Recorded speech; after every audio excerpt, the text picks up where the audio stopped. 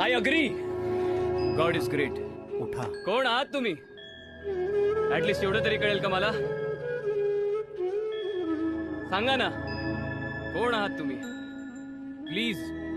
कोण आहे मी?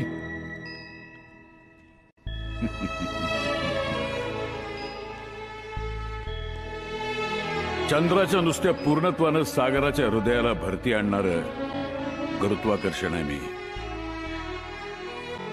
सामान्यपणाच्या व्याप्तीची कवाडं बंद झाल्यावर होणारा साक्षात्कार आहे मी.